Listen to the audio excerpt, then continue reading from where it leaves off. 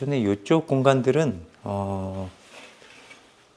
여기 전등 지금 보시면 이제 3로라고 하는데 밑에서 전등을 켜고 올라가서 위에서도 끌 수 있게끔 하늘 이런 장치들이 조금 부족해서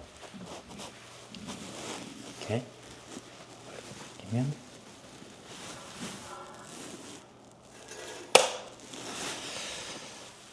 이거를 정비를 했고요. 보통 이런 3로 스위치는 적어도 계단이 6계단 이상인 경우에는 의무적으로 사용을 해야 됩니다.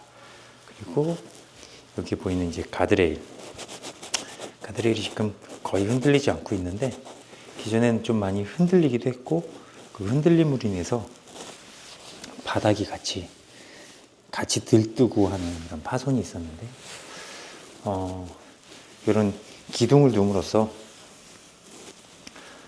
가드레일 보강도 하고 또 이쪽을 걸어 다닐 때 이제 회전을 할 때 좀 사용하는 걸로 이렇게 보강을 했습니다. 어울리지 않게 여기 점검구가 하나 있는데요. 지붕도 25년 정도 되다 보니까 단열 규격 자체가 2018년도에 재개정된 거와는 완전히 수준이 다르게끔 연약한 이제 단열 상태를 가지고 있기 때문에 그 부분을 한 겹 더 위로 이제 보강을 해서 기밀성 높이고 더 따뜻하게 그렇게 처리를 했습니다. 그리고 모든 욕실은 물내림이나 혹은 바닥 방수 상태가 좋지 않아서 다 새롭게 욕실 공사를 진행을 하였습니다. 물론 창문도 교체를 했고요. 그리고 대부분의 집기에서 내부는 사용할 수 있는 이런 오래된 목재들은 그래도 최대한 사용해 보려고 노력을 했습니다. 뭐 겉으로 보기에는 개인의 판단에 따라 어떨지 모르겠지만 이런 오래된 목무는 정말 보물과 같은 소재이기 때문에 최대한 그대로 원목 그대로를 재사용을 했습니다. 창문도 기존의 창문보다 좀 더 크게 이렇게 틸트 앤 턴으로 작용을 했고요. 여기는 틸트 앤 턴이 아니라 싱글홈으로 걸림이 없도록 이렇게 설치를 했습니다.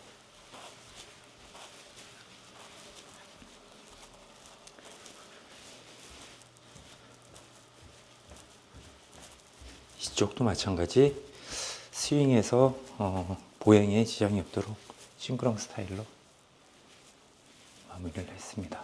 1층의 메인 욕실뿐 아니라 1층, 2층, 거실, 공용 욕실 모두가 큰 문제를 가지고 있었는데 방수는 당연히 큰 문제였지만 이 타일 자체가 기존에 이제 매매 직전에 재시공을 원활한 매매를 하기 위해서 이전 주인분께서 여기다 타일이나 욕실 공사를 새로 했음에도 불구하고 너무나 이제 덧방 상태로 되어 있어서 무너지기 직전에 그런 타일 상태를 보였고 천정은 방수 실패로 누수를 계속 보이고 있었습니다. 그런 부분들 다 제어를 잘 했고요. 또 재미있는 것이 2층에도 여기가 똑같은 이런 공간을 가지고 있는데 주관으로는 그냥 벽면이었는데 열화상으로는 저만한 창문만한 구멍이 있는 걸 관찰을 했어요. 그러니까 창문이 원래 있었는데 막았는지 아니면 두어야 될 창문을 안 하고 막았는지 어쨌든 그런 상황이었는데 중요한 거는 단열 처리가 안 돼 있어서 그 부분을 개방을 한 김에 창호를 2층도 새롭게 달았습니다. 저 부분이죠. 예. 이 부분은 지금 피아노에 걸려서 보이지 않지만 보통 이렇게 현관벽을 갖고 있는 저 뒷벽 같은 경우에 간혹 레이아웃이 잘못되거나 전기 배선이 잘못됐을 경우에 벽체가 돌출되는 경우들이 있어요. 분전함으로 이제 올려야 될 어떤 메인 선들, 지중화시킨 메인 선들 자체를 올릴 때, 콘크리트 타설을 할 때 그쪽에 이제 철근을 박아서 그 배선들이 이제 흔들리지 못하도록 그렇게 고정을 하게 되는데, 그 철근을 제거하지 않고 시공을 했을 때 벽체가 돌출되는 경우들이 있거든요. 근데 이 주택이 이제 그런 경우였고, 그게 꼭 수분 피해를 입은 것처럼 오해를 주게 한 부분이었는데요. 그 부분들도 잘 정리를 했습니다. 그리고 주택 전체적으로는 원래 이 부분 창호 주변이라던가 혹은 기단부라고 하죠, 마감재가 끝나는 부분에 25년 전이었는데도 불구하고 어떤 플래싱 처리를 시도를 했어요. 시도를 했는데 그게 자재는 들어갔는데 원활한 어떤 역할이 되지 못해서 바닥도 그렇고 창호 주변도 그렇고, 물이 이제 플래싱 각도가 물 끊기가 이렇게 경사를 주고 있어야 되는데, 이게 오래되다 보니까 역경사를 가진 플래싱들이 많아서 물이 닿으면 집으로 다 들어가는 이런 상황들이 발생을 했어요. 여기는 이제 그런 것들을 제어하기 위해서 하부도 물 끊기를 하고, 창문도 이렇게 사면 플래싱을 일체형으로 두어가지고 문제가 없게끔 그런 식으로 처리를 했습니다. 지붕도 원래는 이제 아스팔트 싱글이었고, 근데 너무 노화가 돼서 문제가 많았기 때문에 아스팔트 싱글도 새롭게 교체를 했는데, 그냥 교체하지 않고 지붕도 공층을 하나 두어서 물이 또 새도 문제가 없도록, 웜루프는 아니지만 이중 지붕으로 이제 만들었고요. 또 물바지도 이제 문제가 그렇게 많은 물바지도 같은 지붕면이랑 동일 경사를 둠으로써 물 흐름, 역류에 대한 대비도 확실히 했습니다. 그리고 이 주택에 추가적으로 이제 기존이랑 다르게 설치한 것들은 태양광을 넣었습니다. 일단 외부에 보이는 곳에 비를 맞아도 되는 곳에다가 이렇게 태양광을 설치를 했고요. 지붕에 태양광을 둘 때 굉장히 신경을 쓴 부분이 있었습니다. 그냥 태양광만 셀판만 없는 게 아니라 태양광을 없는 데 있어서 어떤 접합 철문을 써야 되는지, 어떻게 시공을 해야 문제없이 오랫동안 사용할 수 있는지, 밑에선 보이진 않지만 저기 하나하나 태양광 판넬에 그 셀판을 접합할 때도 회의를 통해서 업체 선정을 했고요. 업체 선정 이후에도 면밀하게 시공이 되는지 서로 약속을 통해서 시공을 했고요. 별도의 특허받은 철물을 통해서 물 피해가 없도록, 그리고 구조적 성능이 문제가 안 나도록 그렇게 했고, 그런 자재를 씀에도 혹시라도 누수 가능성이 있지 않나 싶어서 전용 콜타르 같은 그런 흔히 실란트라고 하는 그런 전용 자재를 써서 시공을 한 그런 주택입니다. 겉으로는 뭐 엄청나게 화려한 마감재를 쓰거나 이런 건 아닐지라도 이 속으로는, 이 안쪽으로는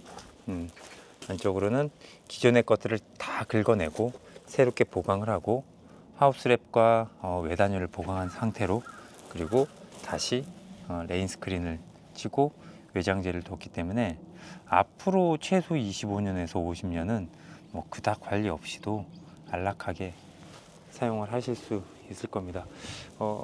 지금 거주하고 계시는 건축주는 기존에 걱정이 많으셨다고 했는데 생각보다 많이 만족을 하고 계십니다. 그리고 여기에 보이는 이런 부동전도 이제 문제가 많았어서 별도로 자리를 좀 옮겨서 바닥 배수를 자연 배수할 수 있도록 자갈을 깔았고요. 당시에 이제 가스도 공사를 잘 했고요. 누수 역류나는 것도 문제가 있어서 이렇게 소재구 처리를 해 두었고요. 예. 나머지 굉장히 건전하게 잘 되어 있고요. 최대한 원래 있었던 그 모양 그대로를 사용하려고 많이 노력했습니다. 기존에는 또 그리고 여기 싱글도 오버행이 굉장히 좀 컸었습니다. 근데 지금 같은 경우는 모양도 딱 19mm 미만으로 정상 시공을 해 두었고요. 네. 변화된 것들을 총 요점을 정리하자면, 수분으로 인해서 구조 결핍을 입은 부분들을 다 회복하고 구조상 문제 없게끔 했고요. 또 수분 제어, 그 이후에 수분 제어 작업을 추가적으로 했고, 또 25년 전에 규정돼 있었던 단열, 뭐 꼭 법규상 아니더라도 단열성이 저하됐다라고 판단됐기 때문에 내부 단열도 새롭게 한 것도 있고요. 외단열은 전체적으로 열반사 역할을 할 수 있는 그런 스카이텍으로 외단열 완전히 추가를 했고요.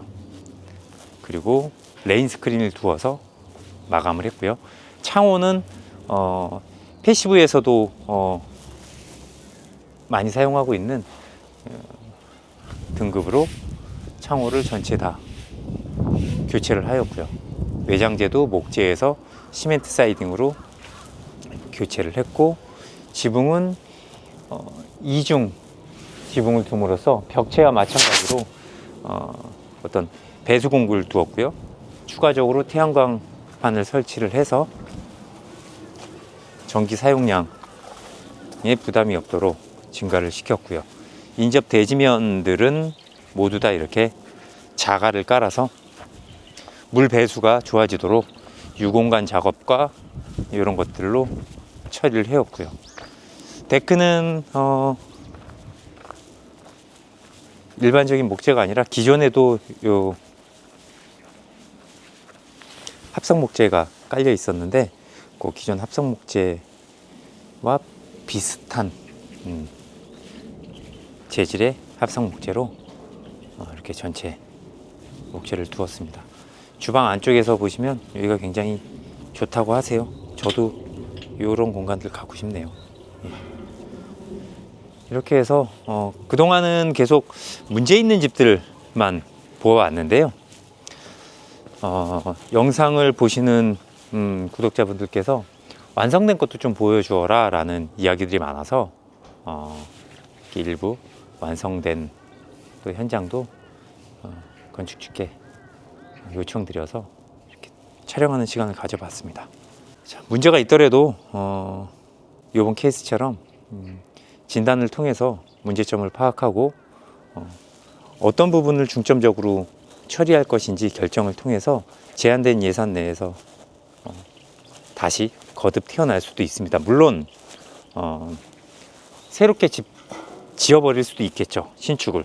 하지만 그조차도 신축을 할 것인지 리모델링을 해서 개선을 할 것인지에 대한 유효한 결정을 도우는 게 주택검사인이 필요하신 분들은 상담 받아보시고 검사를 통해서 개선해 나가는 작업을 해보시기를 권장드립니다. 감사합니다. 오늘은 용인 양지면에서 인사드렸습니다.